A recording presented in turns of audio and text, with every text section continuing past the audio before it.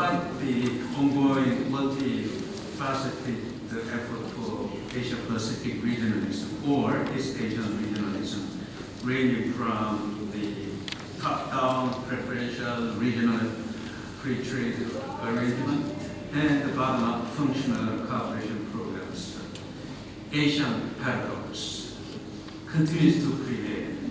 There is a growing discrepancy between intra-regional economic interdependence on the one hand and backward political and security cooperation on the other hand. But as China's PPP-based GDP overtook that of the United States this year, and as yuan became key currency in the IMF SDR composition, the regional hegemonic leadership competition between Chinese dream and the U.S. pivot to Asia policies appears to increasingly be on a collision course, causing new wave of nationalism and heightened hegemonic rivalry, including maritime territorial disputes.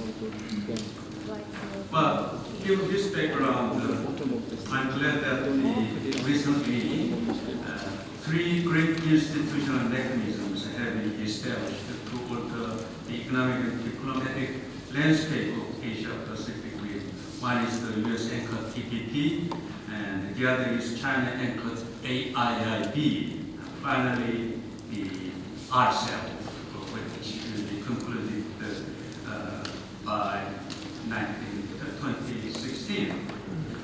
But even in the absence of the formal integration mechanism, East Asia as a global manufacturing powerhouse has gradually built up inborn regional supply chain potential compared to other regional integration efforts observed in the European Union. But if we add on the institutional mechanism, these inborn complementarity and supply chains will take another great jump.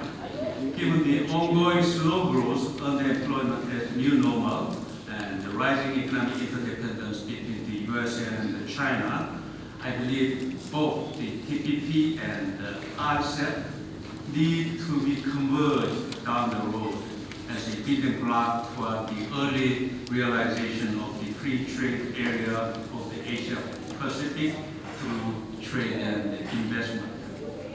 China rolled out the AIIB to link the countries that were on the Asian Silk Road route, those based on land and ocean, through transportation and infrastructure networks. Again, this initiative was intended to counterbalance the US-led IMF, World Bank, Japan-led Asia Development Bank. The AIIB reflects China's newfound international club by having 57 prospective members. The United Nations has addressed the launch of the AIIB as scaling up for sustainable development for the concern of global economic government. For the AIIB to foster economic connectivity and new type of industrialization in Asia, AIIB should meet global best practices with high standards, particularly related to governance and environmental and social safeguard. A variety of free trade deals and multilateral funding schemes in Asia requires each country to upgrade its economic system to meet high global standards. Membership for trade deals and the related financing schemes serve as an effective external pressure for a country to carry out economic reforms toward more open and competitive and transparent system. Well, I believe that the TPP without China, ASEAN without United States are only half-baked. Therefore, these two regional architectures must be converged in the years to come. Korea has concluded the Korea-China FTA, awaiting the National Assembly's approval for ratification.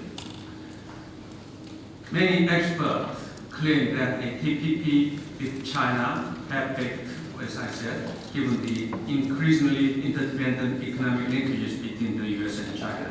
In this context, Korea's joining the TPP is likely to contribute to the bringing the TPP and the RCEP together.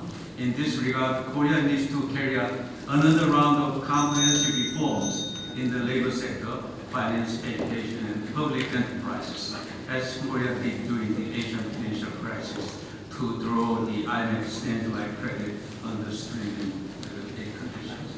A final note I would like to emphasize is that the respect for elders and neighbors, harmony in the community life, and mutual learning, as emphasized in this Confucian culture, has been at the core of the Asian values and need to be preserved throughout the history in the past as well as in the years to come.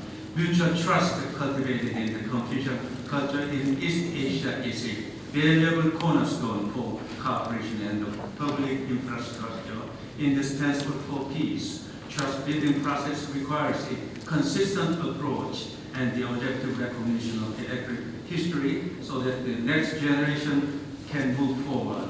Major regional powers in the Asia-Pacific region need to be non-aggressive, non-assertive, non-coercive to give mutual trust. Thank you.